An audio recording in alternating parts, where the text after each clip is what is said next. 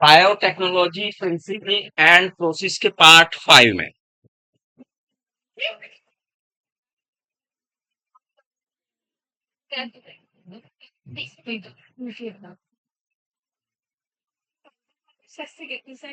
Modern biotechnology में किस प्रकार के ऑर्गेनिज्म का यूज किया जाता है? जेनेटिकली मॉडिफाइड ऑर्गेनिज्म का यूज किया जाता है। पीछे का दरवाजा बंद कर दो। वो ऐसा शोर थोड़ा सा आ रहा है सामने।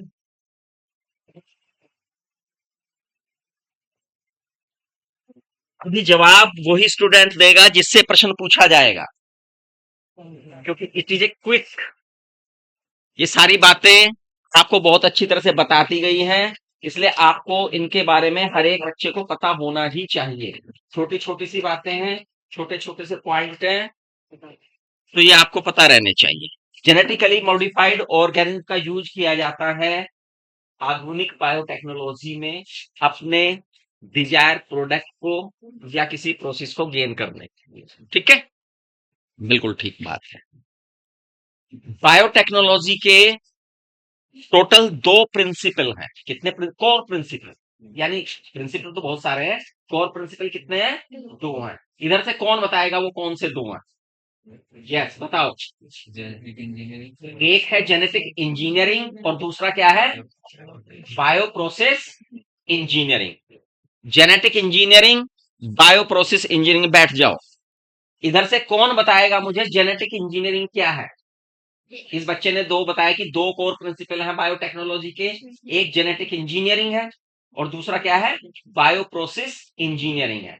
तो कोई बच्चा बताएगा मुझे क्या है जेनेटिक इंजीनियरिंग? किताबें बंद कर दो, अब किताबें देखने का टाइम नहीं है। आपको पता होना चाहिए bio process engineering 2 core principle हैं। इधर से कोई बताएगा मुझे? हाँ, बताइए। उसकी क्या बदल दो? फिजिक्स बदल दो, केमिस्ट्री बदल दो, क्या बदल दो? उसकी केमिस्ट्री चेंज कर दो। उसकी क्या कर दो? जो जेनेटिक मटेरियल है, बायो जेनेटिक इंजीनियरिंग में हम क्या करते हैं? केमिस्ट्री को ऑल्टर कर देते हैं। किसकी? Genetic material. किसकी केमिस्ट्री को चेंज कर देते हैं? बैठो। जेनेटिक मटेरियल की जब केमिस्ट्री चेंज करते हैं, केमिस्ट्री जेनेटिक मटेरियल जानते हो क्या होता है? क्या होता है? DNA and RNA both. और मोस्टली किसके टर्म में यूज कर रहे हैं हम? डीएनए में। और जब डीएनए की बात करें तो समझ जाओ कि डीएनए किसका बना है, क्या है डीएनए के स्ट्रक्चर में। उसकी केमिस्ट्री चेंज करने का मतलब समझ जाओ उसी में चेंज किया है कुछ ना कुछ। क्लियर? तो जब हम किसी के साथ जेनेटिक इंजीनियरिंग कर देते हैं तो उस ऑर्गेनिज्म का क्या चेंज हो जाता है? फिनोटाइप, जीनोटाइप, बोथ या नथिंग? हाँ, बोथ। खड़ा भैया, तो जीनोटाइप बदलेगा, फिनोटाइप बदलेगा, बोथ कैसे बदलते? बता जरा इस बात को। जीनोटाइप कैसे बदल दिया? कैसे है? कैसे? क्योंकि फिनोटाइप का अपीयरेंस किसके कारण आ रहा है? जीन के कारण ही आ रहा है। जो फिनोटिपिक अपीयरेंस है, जो बाहरी अपीयरेंस है किसी भी प्राणी की, वो किसके कारण आ रही है? जीन के कारण। और जीन दिया हमने बदल, जीन दिया हमने बदल, और जब जीन बदल दिया तो क्या बदल जाएगा? फिनोटाइप भी बदल जाएगा। बैठ जाओ, ठीक है तुम्हारी बात। तो भाई जीनोटाइप और फिनोटाइप दोनों चेंज हो गए, कुछ नहीं बचा। क्लियर? ये तो हुई जेनेटिक इंजीनियरिंग। ये जो प्रोसेस है जेनेटिक इंजीनियरिंग का, जिसमें जीनोटाइप और फिनोटाइप बदलते हैं,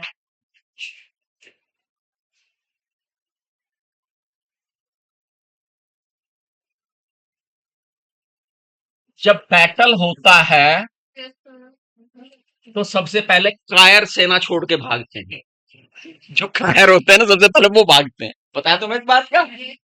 और जो पहलवान होते हैं, जो मजबूत होते हैं, भले उन्हें लड़ना आता हो या ना आता हो, वो शहीद होना मंजूर करते हैं, लेकिन बैटल नहीं छोड़, क्योंकि उन्हें पता है उनकी शहादत इंस्पायर करेगी बहुत से लोगों को।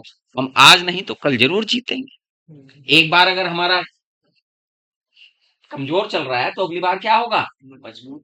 ऐसा कोई बहुत रेयर केसेस हैं बच्चों जो फर्स्ट अटैम्प्ट में, है ना, होते हैं। ऐसा नहीं है कि नहीं होते, लेकिन उसके लिए बहुत कड़ी मेहनत चाहिए, बहुत अच्छा प्लान चाहिए। लेकिन इसका मतलब ये नहीं कि भैया नहीं हुआ तो छोड़ के बच्चों, कोशिश जारी रखिए, है ना। इतना आसान नहीं है। और जब चीजें मुश्किल होती हैं तो जरूरी नहीं आप एक बार में सारी सीढ़ी चढ़ जाएं, थक सकते हैं बीच में। तो लेकिन एफर्ट जो रखेगा वही जीतेगा, जो एफर्ट रखेगा वही, और जो जीता वही सिकंदर है। हाँ, चलिए। तो जेनेटिक इंजीनियरिंग में इस बच्चे ने बताया कि हमने केमिस्ट्री चेंज कर दी डीएनए की, जेनेटिक मटेरियल की, जिससे बदला जीनोम, और जीनोम के साथ उसकी अपीयरेंस भी बदल गई। फिर इसके लिए बचा क्या? वो काम तो हमने कर लिया। बायोप्रोसेस इंजीनियरिंग में फिर क्या रह गया? कौन बताएगा? इधर बताएगा कोई? इधर कोई नहीं बताएगा। इधर कितने बच्चों को पता है बायोप्रोसेस इंजीनियरिंग का मतलब क्या है? 1 2। इतने कम बच्चों के हाथ क्यों खड़े होते हैं? इतना प्राइमरी का, इतना शुरू का मैं पूछ रहा हूं। हाँ, तू बता।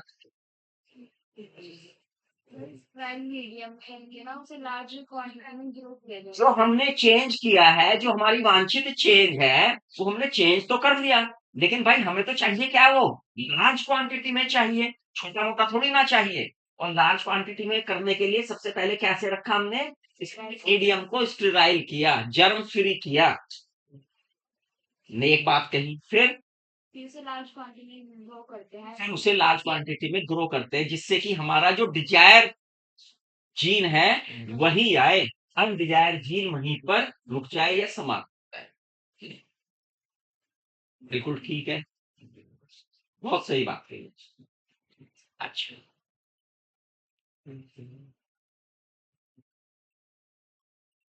ये जो पूरा प्रोसेस है चेंज करने वाला, किसी के डीएनए को जब हम चेंज कर देते हैं, कोई इसमें जेनेटिक इंजीनियरिंग डाल देते हैं हम, है ना, अब एक इसमें प्रोसेस आया है कि भाई हमें उसे लार्ज क्वांटिटी पे क्रिएट करना है, इंडस्ट्रियल स्केल पे हमें लेना है। और जब हमें उसे इंडस्ट्रियल स्केल पे लेना है तो हमें एक प्रोसेस को फॉलो करना पड़ता है। एक प्रोसेस को क्या करना पड़ता है? फॉलो करना पड़ता है। सबसे पहले तो हमें, जो सबसे पहली चीज है इस प्रोसेस को फॉलो करने के लिए, वो क्या? Identification of desire gene. Identification of, क्या मतलब है इसका? यानी हमें तो कोई कैंडिडेट बाहर से दिखाई देगा या उसकी क्वालिटी पता लगेगी। भाई बाहर से दिखाई देगा कोई जीन या उसकी क्वालिटी पता लगेगी, ये प्रोड्यूस क्या कर रहा है ना। तो हम देखेंगे यार, हमें पता है हर एक एक्शन, हर एक क्रिया किसी ना किसी जीन के द्वारा कंट्रोल है, तो हम उस जीन का क्या करेंगे? आइडेंटिफिकेशन करेंगे। सबसे पहले क्या है? Identification of desire gene. ठीक है। जो डिजायर जीन है, इसके दो और नाम हमने बताए हैं। हाथ खड़ा करो किन्हें किन्हें पता है वो दो नाम और? डिजायर जीन है एक तो, जीन ऑफ इंटरेस्ट है, और फॉरेन जीन है एक नाम, एलियन जीन है ना। ये सब इसी के नाम है, gene of interest, desire gene, foreign gene, alien gene. हाँ, बस ये है कि फॉरेन जीन, एलियन जीन, ये टर्म तब हम यूज करते हैं जब हम इसे किसी वेक्टर के साथ जोड़ते हैं। शुरू में हम इसे जीन ऑफ इंटरेस्ट या डिजायर जीन ही कहेंगे, लेकिन जब हम इसे वेक्टर में इंट्रोड्यूस करने जाते हैं तब हम इसके नाम के सामने, क्योंकि उसके लिए तो ये क्या है? बाहरी है, बाहरी जीन है, बाहरी एलियन है ना, उसे क्या कर। अच्छा, अब इधर से प्रश्न है, ये बात मैं कई बार बता चुका हूं। एक से मुझे उसके डीएनए में मुझे डिजायर जीन ये दिख गया, मुझे मेरा डिजायर जीन ये, और ये दूसरा प्राणी है भाई, ये इसका न्यूक्लियस है और ये इसका साइटोप्लाज्म भी है। मैंने ये लिया और यहां किस तरह से ट्रांसफर कर दिया डिजायर जीन, ठीक है, जेनेटिक इंजीनियरिंग में कर दिया हमने ट्रांसफर है। क्या मैंने जेनेटिक इंजीनियरिंग कर दी? पहले तो ये बताओ, जेनेटिक इंजीनियरिंग की परिभाषा क्या बताई थी? Alter the chemistry of genetic material. हमने जेनेटिक मटेरियल की केमिस्ट्री अभी तक नहीं बदली है, बस एक जेनेटिक पदार्थ को ले जाके दूसरी जगह पे प्लेस किया है। तो कहां बदल गई इसकी जेनेटिक केमिस्ट्री? कैसे बदलेगी? इधर से जवाब दो कोई। क्लोनिंग करके। ये बच्चे कह रहे हैं क्लोनिंग करके, जवाब दे रहे हैं क्लोनिंग का।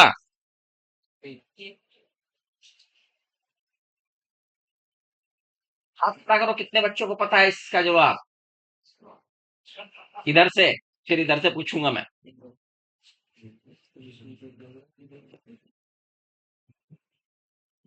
जेनेटिक इंजीनियरिंग की डेफिनेशन पे ध्यान रखिए, टू ऑल्टर द केमिस्ट्री। और केमिस्ट्री कैसे बदलेगी? जब तक हम जीनोम के अंदर, इसके जीनोम के अंदर ये जीन ऑफ डिजायर जो है, इंटरेस्ट जीन को इसका हिस्सा नहीं बना देंगे, तब तक इसकी केमिस्ट्री कहां बदलेगी? और तब तक ये क्या नहीं करेगा? रिप्लिकेट नहीं करेगा। तब तक ये रिप्लिकेट भी पढ़ा रहे भाई, डीएनए अलग से पढ़ा रहे, कई साल पढ़ा रहे, कुछ नहीं फर्क पड़ने वाला है ना। तब तक, जब तक कि भाई इसे यहां से लाए और इसमें यहां तक नहीं जोड़े। बता सब बच्चों को ये बात या नहीं? आ रही है बायोटेक्नोलॉजी समझ में? बायोटेक्नोलॉजी में करना क्या है बच्चे, एक कोई भी हमारा डिजायर जीन है, जीन ऑफ इंटरेस्ट है, वो एक जगह से कट करना है और दूसरे में हमें जोड़ना है। अब किसी चीज को कट करें और जोड़े, ये एक बहुत कॉम्प्लेक्स प्रोसेस है, ये इतना आसान प्रोसेस नहीं है ना, डीएनए को कट करना। तो बेटा डीएनए को कट करके जब हम दूसरे के डीएनए में उसे जोड़ देते हैं, तो भैया ये डीएनए था, ये डीएनए था, ठीक है, और ये एक हिस्सा हमारा कटिंग वाला है। क्या है बच्चे? कटिंग वाला हिस्सा है ये मुझे इसमें जोड़ना है कहीं ना कहीं।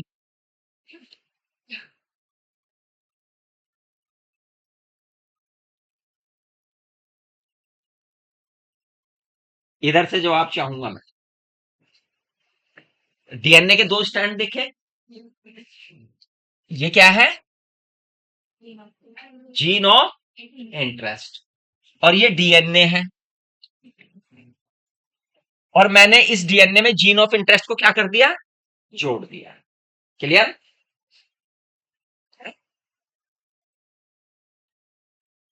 इस डीएनए का कुछ नाम बदलेगा, ये यही रहेगा।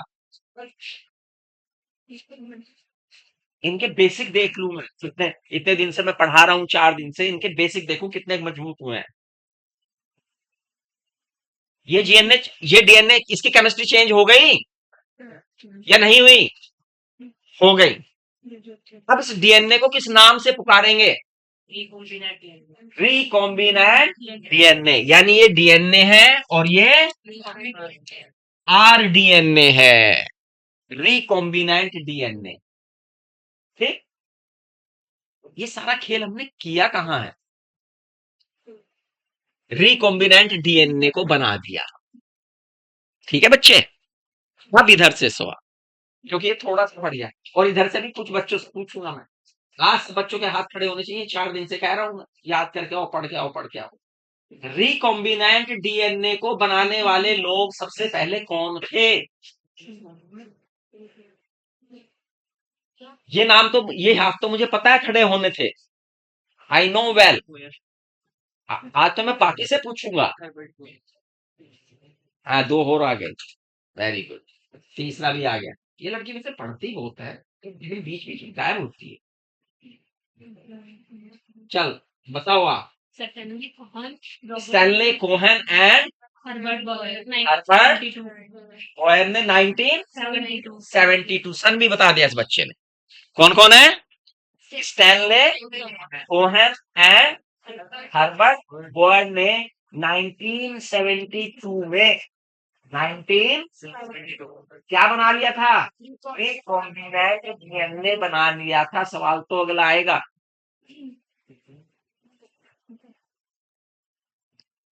मैंने बताया कि अगर आपको जीन ऑफ डिजायर भी लेना पड़ेगा उसमें। क्या लेना पड़ेगा? जीन तो निकालना पड़ेगा ना कहीं से। आइडेंटिफिकेशन करनी पड़ेगी भाई, आइडेंटिफिकेशन करना और फिर उस जीन को निकालना। सबसे पहले तो आइडेंटिफिकेशन है। तो भैया स्टैनले कोहेन ने और हर्बर्ट बर्न ने रिकॉम्बिनेंट डीएनए बनाने के लिए उनका सोर्स ऑफ एलियन डीएनए क्या था, ये बताना है। The source of alien DNA of Stanley Cohen and Herbert Boyer to synthesise rDNA is 1 2 3। Very good. पीछे भी हाथ खड़े हो गए, वेरी गुड। ये बताएगी लड़की। हाँ। साल्मोनेला टाइफीम्यूरियम। साल्मोनेला टाइफीम्यूरियम नाम का बैक्टीरिया था, है ना? उसका वो जीन था जो क्या करता था? टाइफॉइड क्या करता था? तो जीन ऑफ इंटरेस्ट हो गया ना, टाइफाइड वाला जीन, वो लिया गया। ठीक, बहुत ठीक है।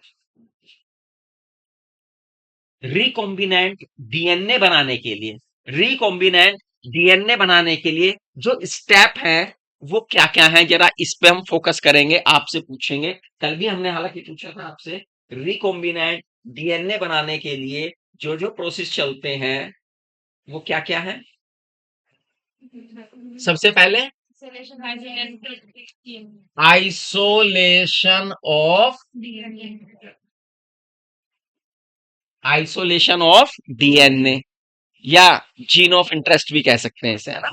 तो आइसोलेशन ऑफ डीएनए होगा पहले तो। Number 2 fragmentation. Fragmentation. Number 3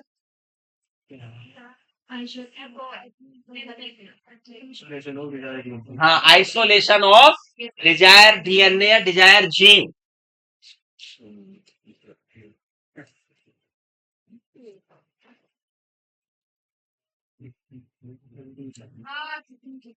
next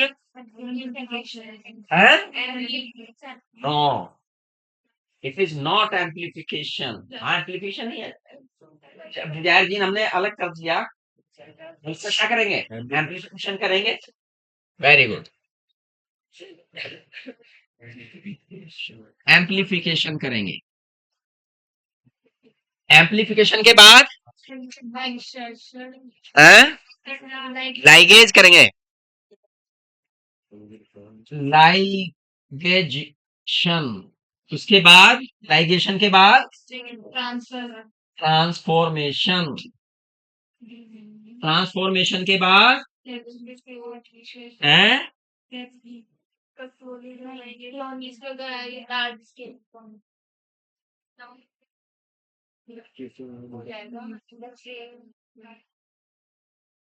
क्या करेंगे इसको?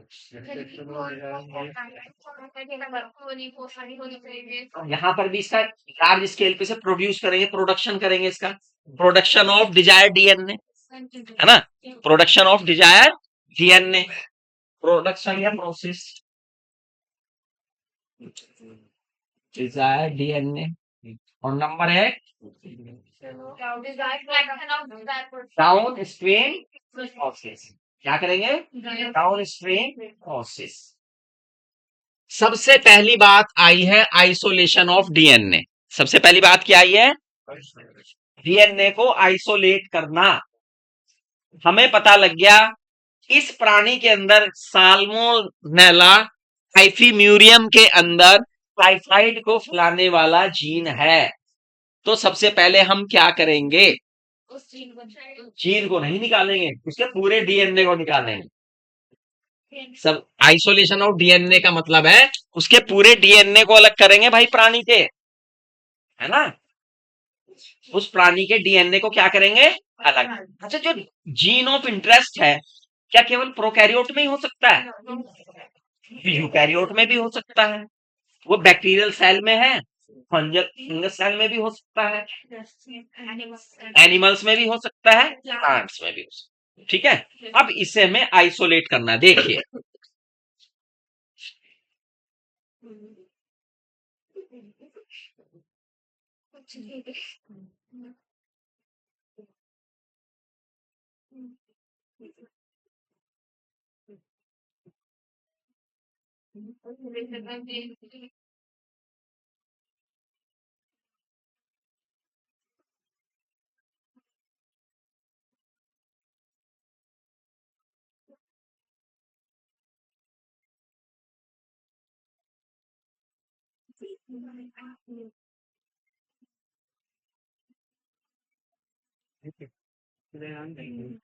ये सेल्स है, एक बैक्टीरिया की सेल है, एक फंगस की सेल है, एक प्लांट की सेल है और एक एनिमल की सेल, और उनके अंदर से हमें डीएनए को निकालना है।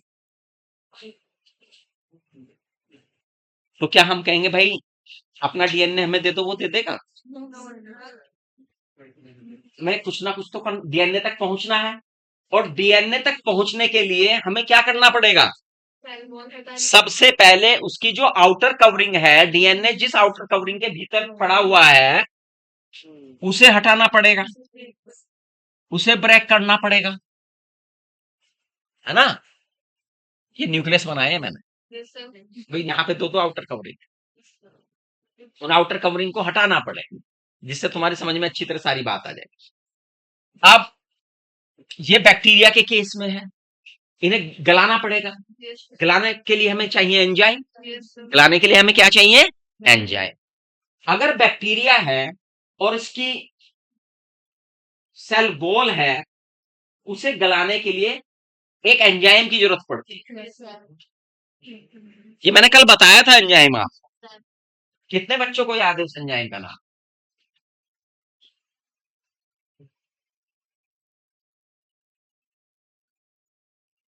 इधर किसी को नहीं याद है? इधर याद है, देखो 1 2 3 4। हाँ तू बता। नहीं, ये लाइसोजाइम। क्या नाम है? लाइसोजाइम। लाइसोजाइम बैक्टीरिया की सेल वॉल के अंदर जो मटेरियल है उस सबको क्या कर देगा? खोल देगा। लाइसोजाइम चाहिए। ठीक, सबसे पहले तो हम बाहर वाली कवरिंग को तोड़ने के लिए अलग अलग मटेरियल देख लेते हैं, अंदर की बात बाद में करें। फंगस सेल वॉल किसकी? अभी रुको, यही एक प्रश्न आ गया। फंगस पढ़ ली सब बच्चों ने? मैडम ने फंगस पढ़ाया, हमने भी शायद शुरू में जब क्लासिफिकेशन पढ़ाया था तो उसमें एक ग्रुप बना दिया, बता दिया था आपको। फंगस जो होता है बेटे, उनकी सेल वॉल किस पदार्थ की बनी होती है ये आपको बताना है। इधर से आना चाहिए जवाब। कोई नहीं बोलेगा इधर से, बिल्कुल नहीं है। क्यूटिकल की है काइटिन की है? काइटिन पक्का है? ठीक है, काइटिन की बनी होती है। किसकी बनी होती है? काइटिन की बनी होती है। अब काइटिन की सेल वॉल है, उसे घोलना है, तो क्या लेंगे हम? काइटिनेज। कौन सा एंजाइम लेंगे? काइटिनेज एंजाइम का जब इस पे रिएक्शन करेंगे तो ये दीवार क्या हो जाएगी? घुल जाएगी, ब्रेक डाउन हो जाएगी। क्लियर? प्लांट, अच्छा तो बता बेटा, you are a good student, आप बहुत बहुत अच्छे स्टूडेंट। प्लांट सेल भी होती है, प्लांट सेल की सेल वॉल होती है, सेल मेम्ब्रेन होती है आउटर कवरिंग उसमें, सेल वॉल। सेल वॉल किसी ना किसी पदार्थ की बनी भी होगी, किसकी बनी होती है? कोई नहीं बोलेगा, याद करो, कुछ याद आ रहा हो।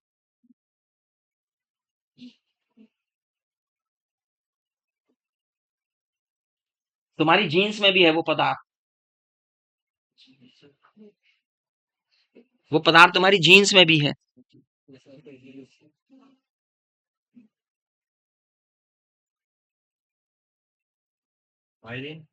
है माइलिन, माइलिन पहुंच गए आप कहाँ?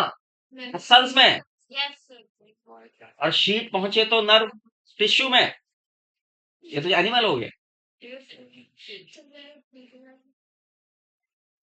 अच्छा चलो, इधर हाथ खड़े करो बस, ये लड़की बताएगी मुझे, चश्मे वाली लड़की। हाँ, सेलुलोज की बनी होती है, किसकी बनी होती है? सेलुलोज नामक पदार्थ की बनी होती है, एक तरह का कार्बोहाइड्रेट है, पॉलीसेकेराइड है, एक तरह का क्या है? पॉलीसेकेराइड है सेलुलोज। किसकी बनी होती है? ये दीवारें आपको पता होनी चाहिए बेटा, बैक्टीरिया की, एल्गी की, प्लांट्स की, ना, एनिमल्स की, किसकी बनी होती? ये बहुत खुश हो रहा है कि मुझे पता था। ठीक है, बैठ जाओ, याद होनी चाहिए ना। तो सेलुलोज है भैया, इसे हटाना है तो क्या इस्तेमाल करें?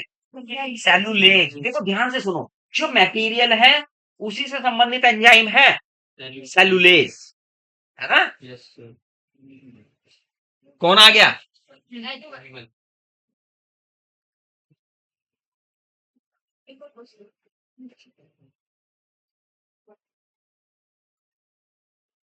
एनिमल की बेटा सेल वॉल किसकी बनी होती?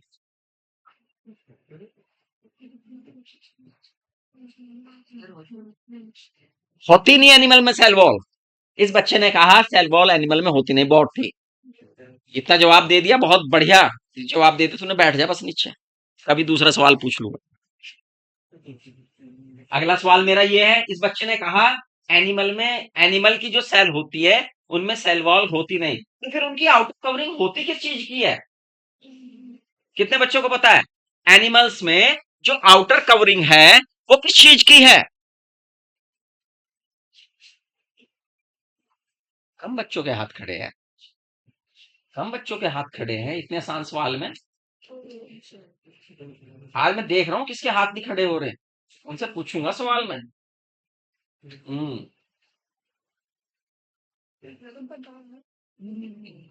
इधर भी हैं सबके। हाँ, प्लाज्मा मेम्ब्रेन होती है, सवाल तो अब बनेगा, प्लाज्मा मेम्ब्रेन बने किस चीज की है? असली सवाल तो ये है। इधर भी एक हाथ खड़ा हुआ, इधर भी एक हाथ खड़ा हुआ, वेरी गुड। हाँ पूछ, निश्चित रूप से तेरी पूछूंगा। हाँ, लिपिड की, फॉस्फोलिपिड, फॉस्फोलिपिड, है ना? प्रोटीन भी है उसमें, हाँ, और लिपिड। तो अब यहां पर देखिए, ध्यान करिए, ये मेम्ब्रेन, ये मेम्ब्रेन, ये मेम्ब्रेन वही है जो प्लाज्मा मेम्ब्रेन है, इनका स्ट्रक्चर वही है जो प्लाज्मा मेम्ब्रेन का है। इसमें लिपिड भी है, इसमें प्रोटीन भी है, तो यानी एंजाइम हमने कौन से ले लिए? प्रोटीएज एंड ना। इस दीवार को क्या कर देंगे? ब्रेक डाउन कर, इस दीवार को क्या कर देंगे बच्चों? ब्रेक डाउन कर देंगे। इसके अलावा बैठो, बिल्कुल ठीक है, प्रोटीन और कहाँ है? स्टोन प्रोटीन है। कौन सा प्रोटीन है? स्टोन प्रोटीन है बीच में, तो प्रोटीन उसे भी अलग करेगा, प्रोटीन उसको भी अलग करेगा। न्यूक्लियस है भैया, उसमें तो आरएनए भी हो, उसमें तो, लेकिन मुझे तो चाहिए क्या? डीएनए चाहिए। मैंने कल बताया था, स्पेसिफाई कर दिया था कहां डीएनए चाहिए मुझे, कहां नहीं चाहिए। तो आरएनए को रखूं साथ में या हटाऊं? हटाना पड़ेगा। अब इधर से अब इधर से पूछूंगा मैं।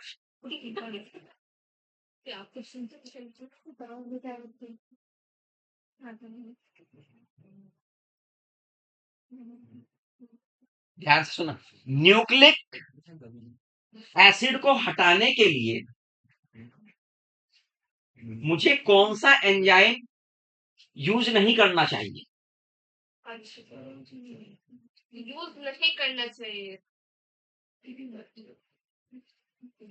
हाँ,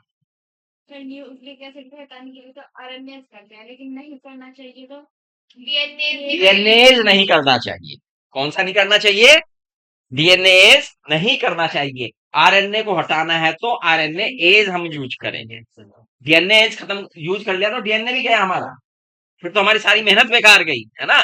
आरएनए एज का इस्तेमाल करेंगे। और इसके अलावा और भी कोई जटिल अगर पदार्थ मौजूद है सेल के भीतर, तो हम उसी के कंसर्न में अपना एंजाइम यूज कर लेते हैं। और हम कहां तक पहुंच जाते हैं? डीएनए।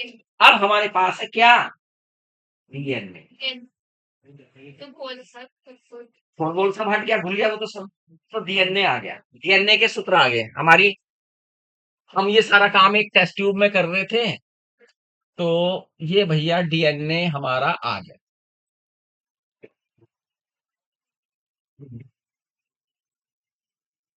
है ना, फैला हुआ है। अब हमें डीएनए को प्रेसिपिटेट कराना है, एक जगह इकट्ठा कराना है ना? डीएनए को प्रेसिपिटेट कराने के लिए हम कौन से केमिकल का इस्तेमाल करते हैं? हाँ, चिल्ड इथेनॉल। किसका इस्तेमाल करते हैं? चिल्ड इथेनॉल का इस्तेमाल करते हैं। इथेनॉल के मॉलिक्यूल से डीएनए रिपल होता है और एक जगह इकट्ठा हो जाता है। एक जगह क्या हो जाता है? इकट्ठा हो जाता है।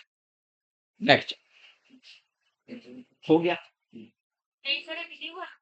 इकट्ठा हो गया, यानी पोजीशन ये बन गई। अगली टेस्ट ट्यूब में अगर हम देखें तो ये पोजीशन हमारी बन गई।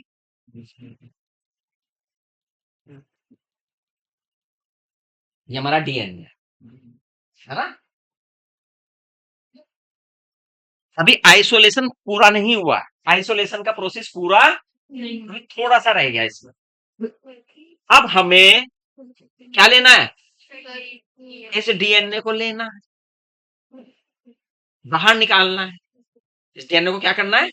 बाहर निकाल।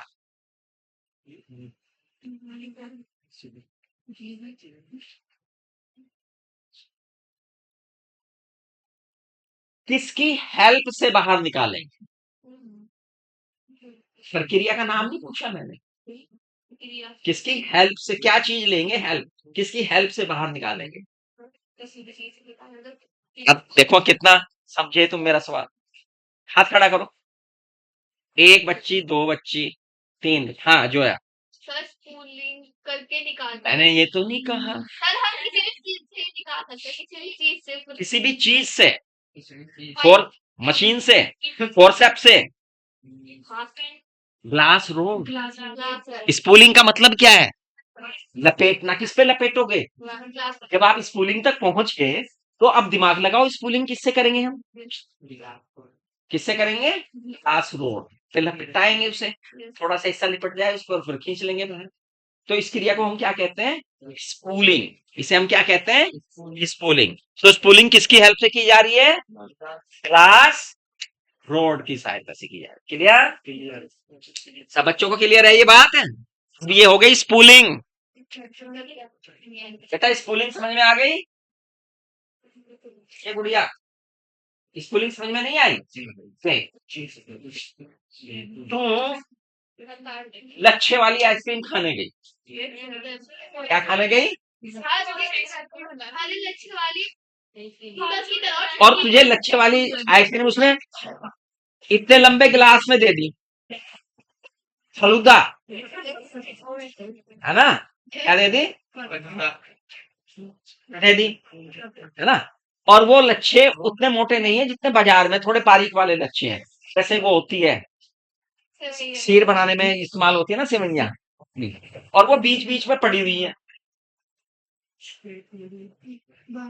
ठीक? और तुझे वो खानी, तुझे वो खानी, तो तू क्या इस्तेमाल करती है? अपनी स्पून इस्तेमाल करके स्पून से उन्हें लेती है, तो होता है स्पूनिंग, स्पूनिंग। लेकिन अगर तुझे चाइनीज की तरह स्टिक दे दी जाए, चाइनीज की तरह क्या दे दी जाए? स्टिक, तो उन्हें कैसे निकालेगी? लपेटेगी और उससे क्या करेगी? बाहर निकालेगी। तो इसे हम क्या कहते हैं? स्पून।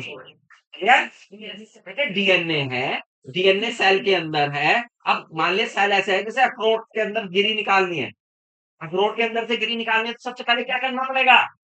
अखरोट के बाहर के कवर को भेदना पड़ेगा। ऐसे ही सेल के अंदर से डीएनए निकालना है तो सेल की आउटर कवरिंग को हमें काटना पड़ेगा। क्लियर? फलूदे पे बात कम, डीएनए पे ज्यादा। फलूदा छोड़ दो वहीं, ठंड का मौसम है। यहां जाओ, बताइए यहां तक समझ में आ गया? अब ये हो गया आइसोलेशन ऑफ डीएनए। जब हमने डीएनए को अलग कर लिया, डीएनए आ गया हमारे पास, ये आ गया भाई डीएनए, ये पड़ा हमारा डीएनए, ये पड़े डीएनए के थ्रेड। इसमें हमारा कौन है? जीन ऑफ इंटरेस्ट है। में माइक्रोस्कोप से तो दिख नहीं रहा, मैं बताया डीएनए में कहीं ना कहीं है ना, इस डीएनए में कहीं ना कहीं है। अब जीन ऑफ इंटरेस्ट के अकॉर्डिंग आपको डीएनए को काटना है। डीएनए को क्या करना है? काटना।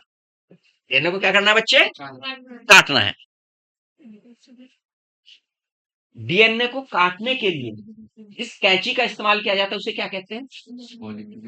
Molecular scissors. क्या कहते हैं? मोलिकुलर सीजर्स वास्तव में क्या होते हैं? एंजाइम्स होते हैं। क्या होते हैं? मोलिकुलर सीजर्स वास्तव में क्या होते हैं? एंजाइम्स होते हैं। ये एंजाइम्स हमें कहां से मिलते हैं जनरली? प्रोकैरियोट यानी बैक्टीरिया से मिलते हैं सामान्यतः। किससे मिलते हैं? बैक्टीरिया से। ठीक है? ऐसा ही कोई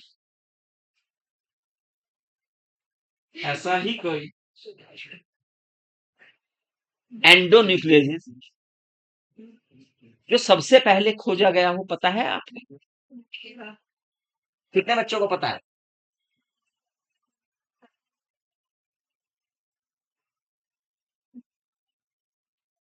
आज ये बिल्कुल नहीं हाथ खड़े कर ली। मैंने 2 दिन दिमाग में तो बता दिया। कोई नया बच्चा? हाँ चल बता। हिंड सेकेंड क्या है? HIND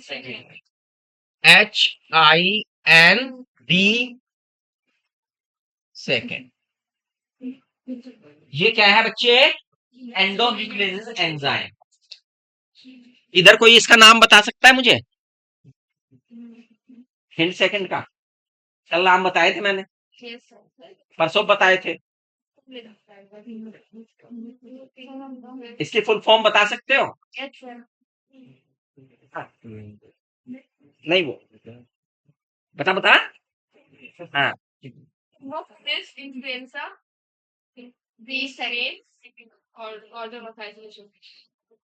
इस लड़की का प्रोनाउंसिएशन बहुत क्लियर, बहुत ज्यादा क्लियर, बहुत बढ़िया प्रोनाउंसिएशन है। गुड। क्या नाम है तुम्हारा? जैनब। जैनब। तुम्हारा नाम क्या है? सोया। और तुम्हारा? नबिया। हाँ हाँ। तो जैनब ने बताया भाई इसका नाम क्या है? हीमोफिलस इन्फ्लुएंजाe ही स्ट्रेन है और second order of isolation, order of isolation है। ये डिस्कवर हुआ सबसे पहले, और ये अभी नहीं, फर्शन अभी आ गया दिमाग में। अच्छा ये बताओ बेटा, ये जो एंडोन्यूक्लियस एंजाइम है, हिंद सेकेंड, ये किससे लिया गया? कौन से बैक्टीरिया से लिया गया? उस बैक्टीरिया की जीनस और स्पीसीज बतानी है। शब, ये तो मैंने यही काम टोपी पलट के पूछा है बेटा। कितने बच्चों को पता लग गया कहां से लिया गया ये?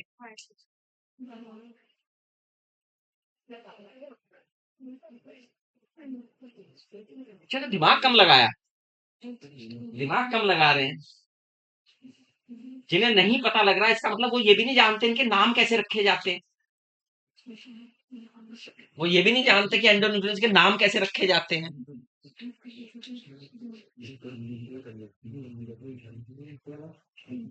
हाँ, कहां से लिया गया? हीमोफिलस इन्फ्लुएंजाe बैक्टीरिया से, यह वहीं से लिया गया। अगर आप देखो कि इनके नामकरण में क्या इस्तेमाल करते हैं हम, भैया जहां से ये लिया उसकी जीनस, उसकी स्पीसीज, और मैंने यही तो पूछा ये लिया कहां से गया है, तो कहां से लिया गया। ऐसे ही मैं पूछूं, ई को R1 कहां से लिया गया है?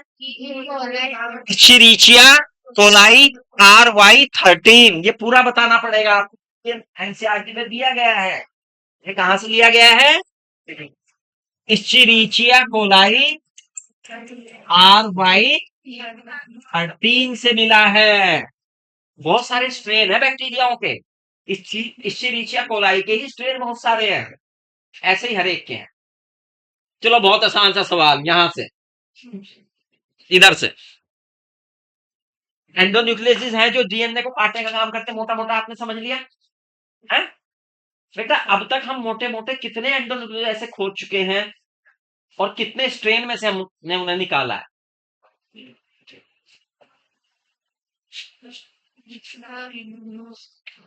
900, एग्जैक्ट 900, मोर देन 900। और ध्यान रख लो एनसीईआरटी में ऐसे ही लिख, जो नीट आएगा ना उसमें आ जाएगा 950, 955, आप 900 ढूंढते रहना, है ना। तो मोर देन लिख दिया उसने, मोर देन का मतलब 900 से 899 भी नहीं सर, 950 और 955 ऐसा नहीं आएगा, या तो आएगा 900, 899, वो भी इतने अकलमंद है कि कहाँ एक्यूरेट। अगर ऐसे आ गया तो दोनों पे नंबर देने पड़ेंगे उन्हें, उन्हें भी एक ही आंसर करेक्ट करना होता है, ठीक है नहीं, ऐसे नहीं पूछेंगे। उन पे दोनों में नंबर, बोनस नंबर जाएगा फिर तो, ऐसा नहीं करते बेटा वो, है ना। हाँ, मोर देन, बैठो। और कितने स्ट्रेन में से? 230। ये फिगर याद होनी चाहिए, ये फिगर क्या होनी चाहिए? याद होनी चाहिए। ये डीएनए को क्या करते हैं बच्चे? कट करते हैं। डीएनए को क्या करते हैं? कट करते हैं। अब डीएनए तो इस तरह का मॉलिक्यूल है, डीएनए को काटना है, डीएनए को काटना है। अब एक मैंने एंडोन्यूक्लियस लिया और ये आया, इसने डीएनए को यहां से काट दिया, या अगर इस सिरे पे चिपक, इस सिरे पे आया वो,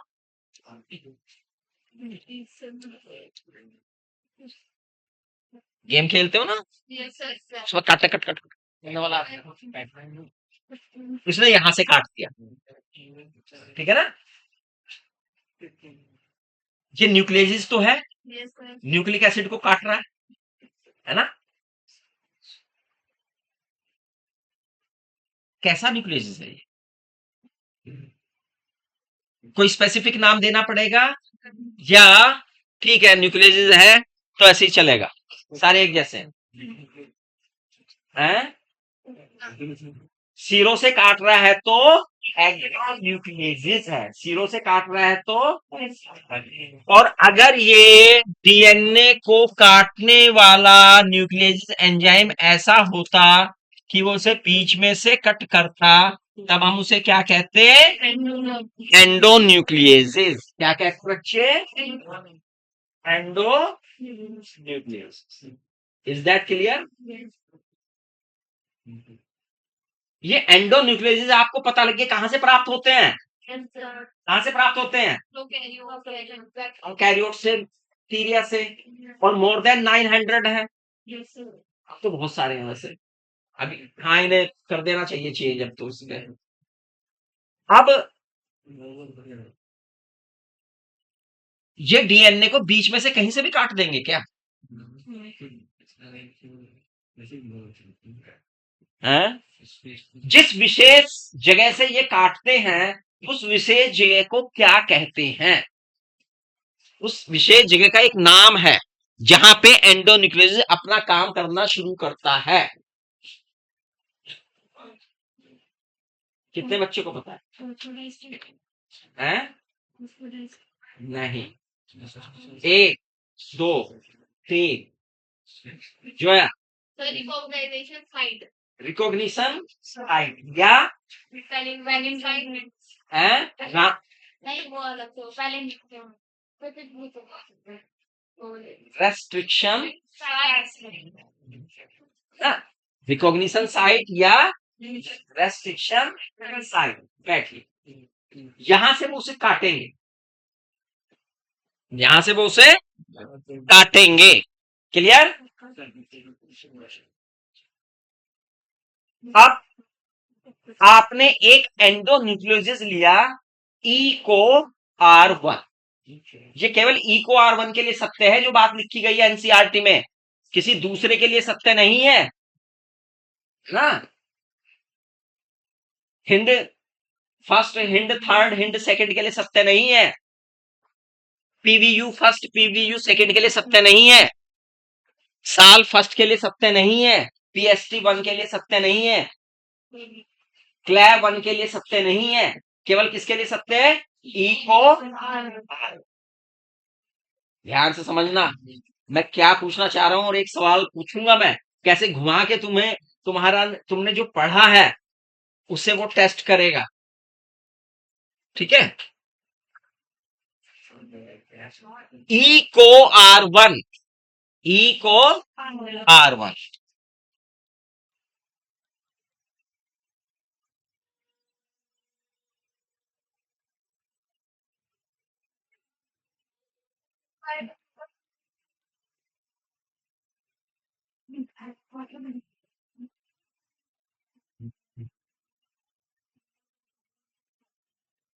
डीएनए के काटेगा भैया बीच में से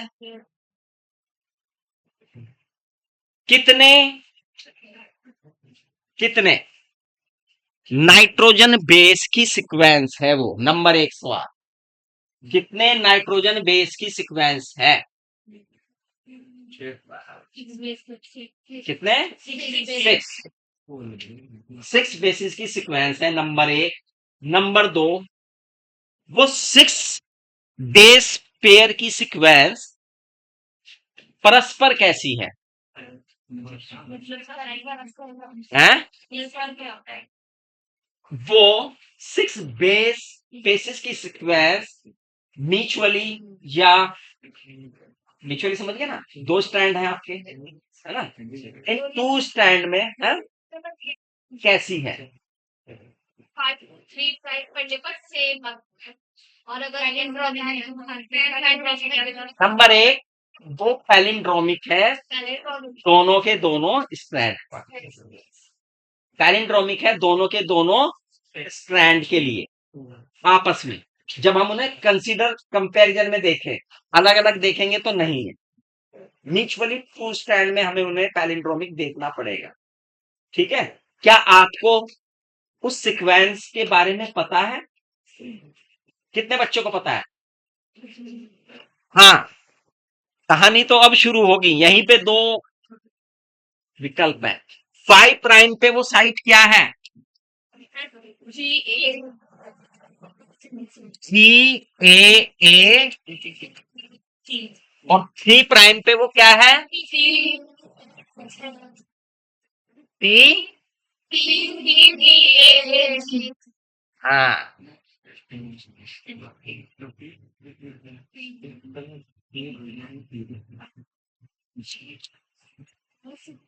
ये तो है recognition site. Yes. Eco R1, Yes. Eco R1, प्रश्न को बदल दिया मैंने। इको R1 जो उसकी सीक्वेंस है, जो उसकी रिकॉग्निशन सीक्वेंस है, उसमें से कितने नाइट्रोजन बेस को इंक्लूड करते हुए कट मारता है?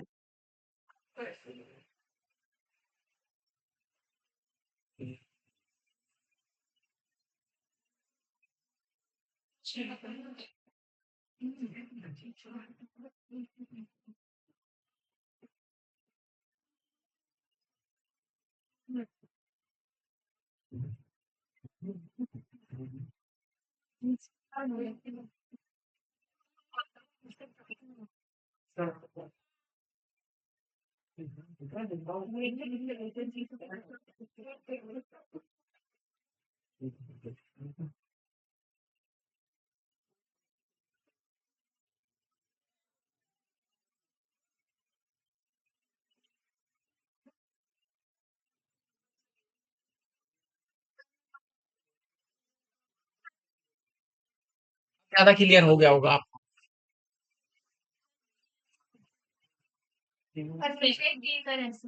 कितने 5 हैं? इसने कहा 4, बच्चों ने कहा 5। कितने करते हो काटता है? सर 5 आप कितना दो? सर 5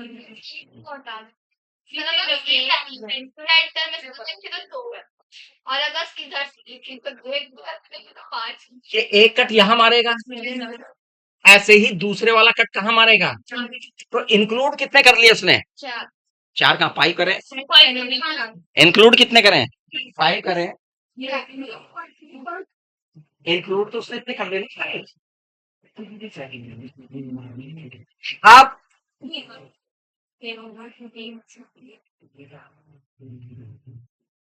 यहां से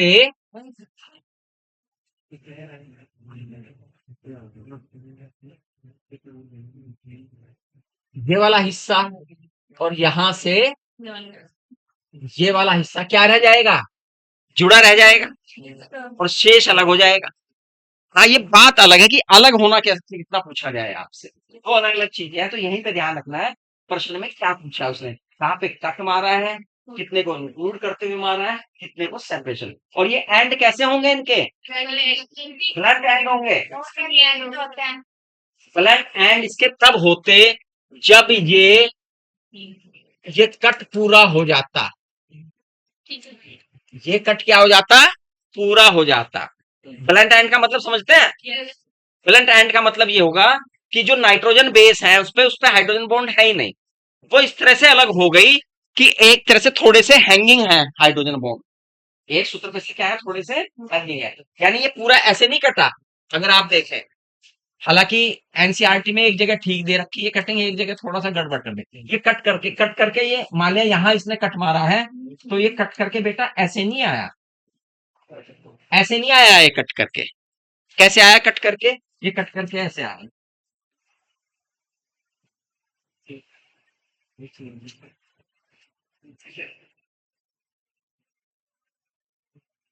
इस तरह से है। चलो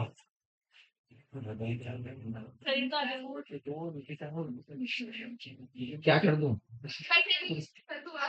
अनडू या अनडू? आएगा।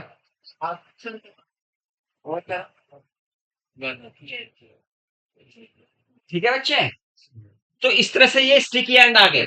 ऐसे ही जो नीचे अलग हुआ है, ये जो अलग हुआ हिस्सा,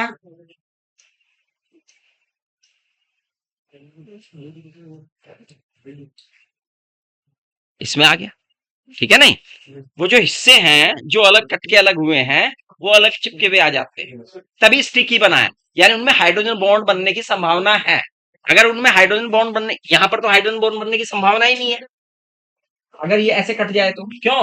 क्योंकि ये इससे जुड़ा हुआ है, ये इससे जुड़ा हुआ है, ये इससे जुड़ा हुआ है, बस खत्म मामला, है ना। लेकिन यहाँ पर हाइड्रोजन बॉन्ड बनने की संभावनाएं हैं, तो जनरली इस तरह से कट होता है। क्लियर हो गया? और ये दोनों स्ट्रैंड पर काम करता है एंडोन्यूक्लियोइड। किस पे काम करता है? और इसके अलावा और कहाँ काम करता है ये? एंडोन्यूक्लियोसिस एंजाइम उस वेक्टर के प्लाज्मिड पर भी काम करेगा जिसके साथ में इसे जोड़ना है। उस वेक्टर के प्लाज्मिड पे भी काम करेगा जिसपे हमें इसे जोड़ना है। Is that clear? ये बात पता लगी कि नहीं? मान लिया, ऐसे समझो इसे, भैया ये इसका डीएनए है और मैंने इसे यहां से कट किया और मुझे ये वेक्टर है, ये वेक्टर का प्लाज्मिड है और मुझे इसमें एक साइड पे इसे जोड़ना है। ठीक है, तो मैं इसे किससे काटूंगा? ई को ये एक पैलिंड्रोमिक साइड से काट देगा इसे, और इसे इससे किसे काटूंगा मैं? ई को आर। ठीक है, किताब के चित्र को ध्यान करो।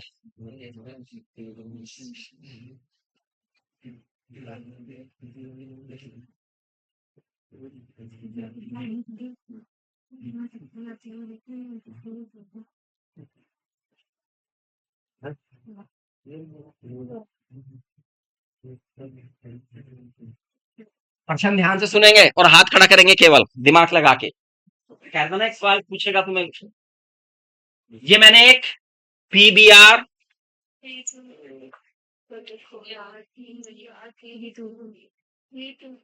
टू, ये बी और आर कैपिटल है दोनों, क्योंकि नाम है ये वैज्ञानिक। हाँ भी पूछू आएगा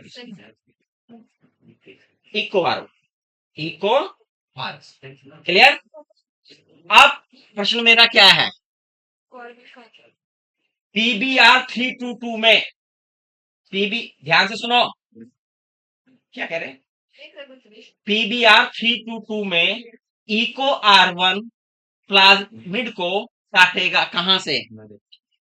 अब विकल्प दे दिए, सी पे से, ई पे से, ए पे से, बी पे से। तो कहां से काटेगा? ए से। हाँ? नहीं, ये नहीं पता, फायदा है नहीं। हमारा प्रश्न ये नहीं है कि फायदा हो रहा है या नहीं हो।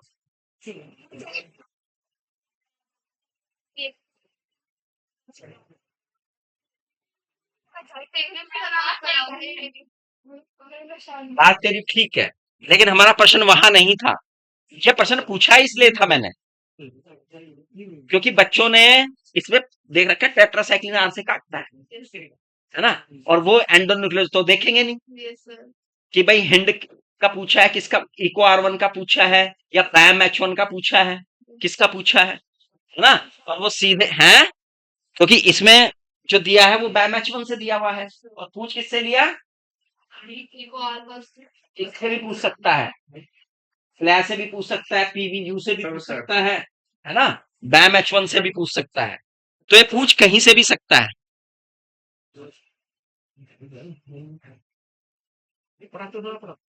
Is that clear? तो ऐसा जरूरी नहीं है कि वो, और कितनों से पूछेगा? जितने आपके डायग्राम में दे रखे हैं, बस वहां से पूछ लेगा। A B C D E, उनकी पैलिंड्रोमिक सीक्वेंस तो नहीं पूछेगा, लेकिन मोटा मोटा बना के डायग्राम को बना के वो पूछ लेगा, ए पे से काटेगा, बी पे से, सी पे से, डी पे से, ई से या एफ से, इस तरह से करके देगा, और आपको पता होना चाहिए। ठीक है, वैसे बैम H1 कहां से काटता है? अगर बैम H1 लेते हम तो कहां से काटता? सी से, या दूसरे तौर पे कहेंगे टेट्रासाइक्लिन रेजिस्टेंट साइट से। Is that clear? इतनी बात क्लियर होगी बच्चों को या नहीं हुई? हाँ? अच्छा, तो यानी कहने का मतलब ये है कि हमें दोनों में, अगर हमने, अब सवाल को देखो, मैंने घुमा के पूछ रहा हूं, अगर मैंने PBR 322 में बैम H1 से प्लाज्मिड को काटा है तो मुझे इसके रेस्ट्रिक्शन जीन के लिए कौन सा एंडोन्यूक्लियोटाइड यूज करना पड़ेगा? जीन ऑफ इंटरेस्ट के लिए कौन सा एंडोन्यूक्लियोटाइड यूज करना पड़ेगा? साहब देखो ना, यही चीजें घुमा घुमा के पूछी जाएंगी आप, इसलिए आपको दोबारा बोलूं, अगर एक प्लाज्मिड है जिसे मैंने किससे काटा है? बैम H1 से, ठीक है, काट दिया। अब जहां से, जिस सेल में से मुझे उसका डिजायर जीन लेना है, उसके लिए मुझे कौन सा एंडोन्यूक्लियस यूज करना पड़ेगा? It is EcoR1, बैम H1, one, कौन सा? क्योंकि इसका और फैक्टर का और एलियन कैंडिडेट्स का दोनों के लिए एंडोन्यूक्लियस सेम होना चाहिए, ठीक है? क्यों? क्योंकि अलग अलग साइड पे काटेगा तो ये पत्ते पर जाएगा, वो चिपकेगा नहीं। चिपकेगा। अगर अलग अलग साइड से उसने काट दिया कि भाई एक पे तो काट दिया जिसे चाहिए कि, मान लिया सपोज कीजिए ये दो काट दिए, इसमें से एक हिस्से के लिए अलग ले लिया मैंने और इतने हिस्से के लिए अलग ले लिया, ये यहां से काट रहा है और ये यहां से काट रहा है। अब मान लिया इसने जो हिस्सा काटा है, जो हिस्सा आप समझे ना, काटा है, ठीक है ना, आप सब बैठे रहना, चिल्लास खत्म होने के बाद मैं बात करूंगा, ठीक है, और आप दोनों मेरे पास आ जाना। वो चिपकता है गोंद से। वो चिपकता किससे है? गोंद से। और लेकिन जिस पे काटा है उस पर तो केवल फेविक्विक से ही चिपकेगा, है ना? तो इट मीन्स जहां से हमने काटा है वो इस पे तो नहीं चिपक पाएगा, तो हमारा रिकॉम्बिनेंट डीएनए तो तैयार नहीं होगा, और हमारा उद्देश्य तो रिकॉम्बिनेंट डीएनए तैयार करने का ही है। तो इसका मतलब दोनों के सेम होने चाहिए, क्योंकि दोनों को साइट है। सी किसके साथ जुड़ेगा? जी के साथ। ए किसके साथ जुड़ेगा? सर उसी तरफ में होने चाहिए जिस तरफ में इकट्ठे हुआ है, उड़ने से चिपकेंगे। इन्हें आपस में चिपकाने के लिए कौन सा एंजाइम यूज किया जाता है? DNA dyeing. कौन सा एंजाइम यूज किया जाता है? हो गया। यहां के बाद क्या होगा फिर?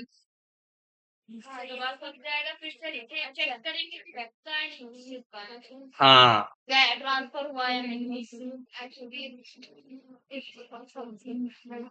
एक जना साइन करे, जिस पे आई वो साइन, रोज आता है कागज, आपको पता है कहाँ साइन करने होते हैं। इसे ऐसा ना मानो पता नहीं नई चीज क्या आ गई, नेट का पेपर आ गया क्या तुम्हारे सामने?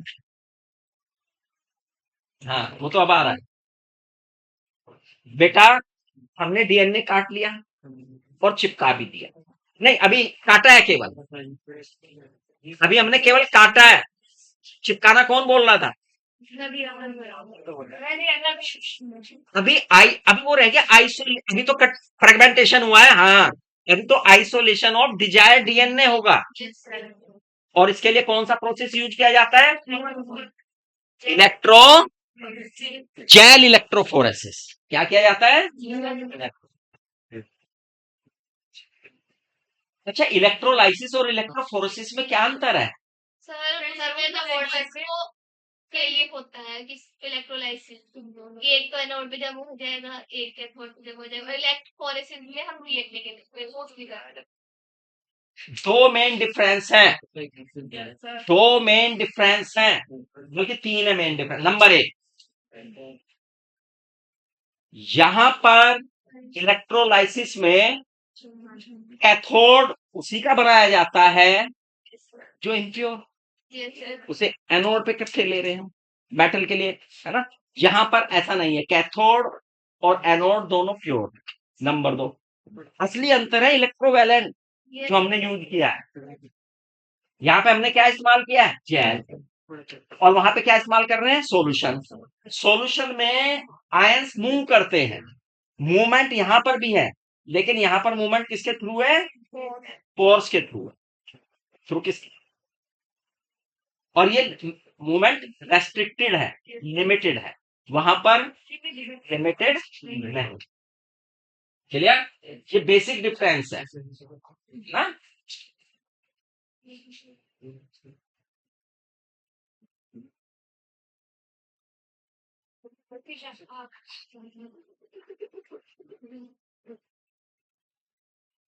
सर्दियों में कौन सा फ्लावर रोज आता है, मतलब फूल आता है?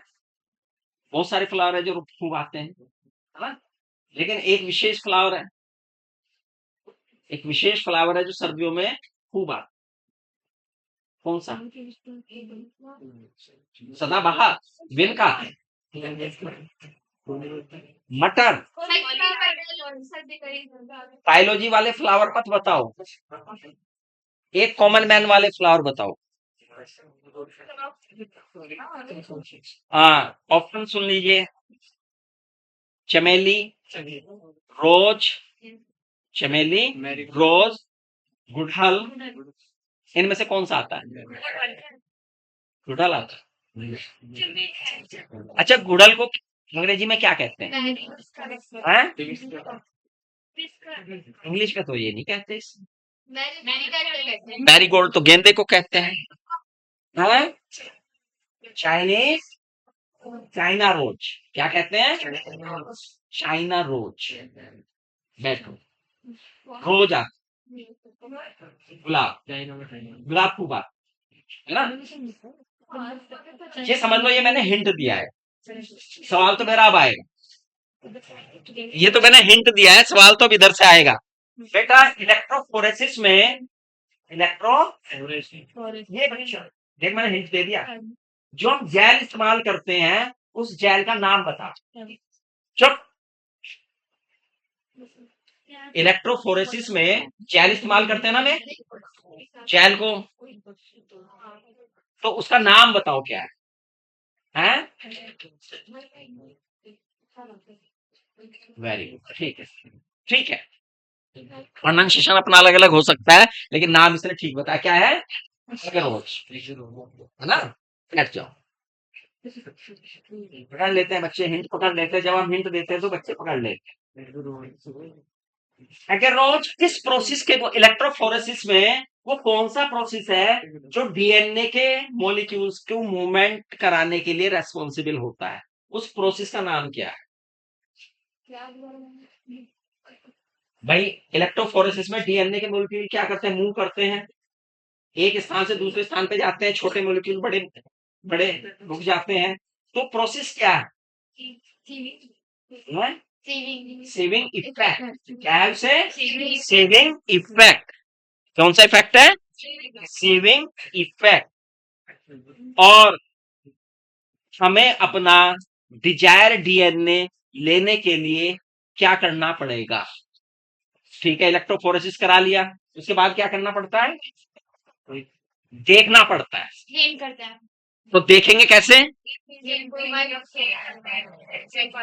है?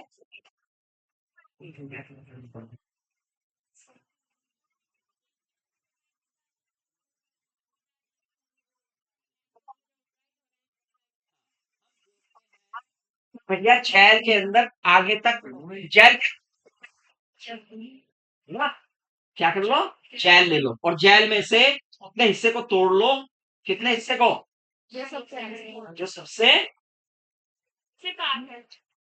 एनोड के सबसे पास, इस पे ही प्रश्न आ जाता है। एनोड के सबसे पास वाला है, डीएनए के साइज दे देंगे बेस पेयर करके, इतने बेस पेयर का, इतने बेस पेयर का, इतने बेस पेयर का, कौन सा एनोड के पास होगा, कौन सा कैथोड के पास होगा, इसमें सवाल पूछ लेगा। सवाल बनाने का भी कुछ है ना? तो जिसमें बेस पेयर सबसे कम होंगे वो सबसे छोटा है, जिसमें बेस पेयर सबसे कम होंगे वो सबसे छोटा है, और जिसमें बेस पेयर जानते हैं ना, बेस के पेयर बेस जुड़े होते हैं ना, उसमें जिसमें जितने कम होंगे वो उतना छोटा है ना, जिसमें जितने बेस पेयर ज्यादा होंगे वो डीएनए का उतना बड़ा पार्ट है। तो जिसमें जितने कम होंगे वो कैथोड के ज्यादा करीब होगा, और एनोड के ज्यादा करीब होगा, और जो एनोड के ज्यादा करीब होगा वही हमारा डिजायर्ड डीएनए होने की संभावना ज्यादा है। और इसे हम फिर क्या करते हैं? सोडियम ब्रोमाइड में क्या करते हैं? स्टेन करते हैं, और स्टेन करके देख लेते हैं अल्ट्रावायलेट रेज में, ब्राइट ऑरेंज कलर में वो दिखाई देता है। सबसे छोटा जो है वो हिस्सा हम तोड़ के अलग हो जाता है हमारा। इस घटना को इल्यूजन कहते हैं। इल्यूजन के द्वारा हमारा डिजायर जीन आ जाता है। अब हम इसका क्या करेंगे?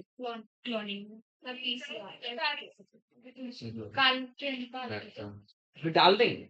नहीं, अभी तो होगा एम्पलीफिकेशन। अभी तो क्या होगा? एम्पलीफिकेशन क्या है भैया? जो डीएनए हमें मिला है बहुत छोटा सा है, बहुत थोड़ा सा डीएनए है ना। जो डीएनए हमें प्राप्त हुआ है वो क्या है? बहुत ही कम है, और इसकी कॉपी हमें चाहिए बहुत सारी, तभी तो हम अपने एक्सपेरिमेंट में सफल होंगे। तो इसके लिए हमें इनके नंबर बढ़ाने पड़ेंगे। इनके नंबर क्या करने पड़ेंगे? एम्पलीफिकेशन करना पड़ेगा। क्या करना पड़ेगा? एम्पलीफिकेशन करना पड़ेगा। एम्पलीफिकेशन में जो हमारा डिजायर डीएनए है, जिसे हमने अलग किया है इलेक्ट्रोफोरेसिस के द्वारा, जिसे हमें वेक्टर में स्थापित करना है, उसके कॉपीज नंबर को हम बढ़ाने की कोशिश करें, है ना? कैसे? पॉलीमरेज चेन रिएक्शन, यानी संक्षेप में बोले तो पीसीआर। हाँ, आरटीपीसीआर अलग है, यही प्रोसेस, लेकिन मैं बताऊंगा है।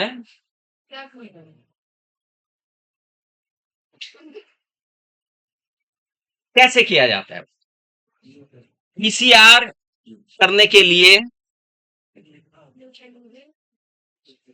एक मशीन होती है जिसे सामान्य भाषा में तो पीसीआर मशीन ही कहते हैं, लेकिन वो थर्मल साइक्लिंग मशीन कहलाती है। क्या होती है? थर्मल साइक्लिंग मशीन, क्योंकि इस मशीन के अल्टरनेट में टेम्परेचर चेंज होते हैं, अल्टरनेट में टेम्परेचर चेंज होते हैं। ठीक है भैया? पीसीआर करने के लिए हमें जो हमारा नमूना है, जो हमारा डीएनए का पार्ट है, उसकी क्या बढ़ानी है? कॉपी बढ़ानी है, उसे रिप्लिकेट कराना है, उसके नंबर को बढ़ाना है। ठीक है? उसके नंबर को बढ़ाने के लिए हमें पीसीआर क्रिया को 3 स्टेप में से गुजारना हो। कितने स्टेप हैं? 3 बेसिक स्टेप हैं पीसीआर के। Number 1 denaturation, number 1 number 2 annealing, और नंबर 3 एक्सटेंशन। तीनों याद रखेंगे पहले तो। सबसे पहले क्या है? डीनेचुरेशन, नंबर 2 एनेलिंग, हाँ ये करो, और नंबर 3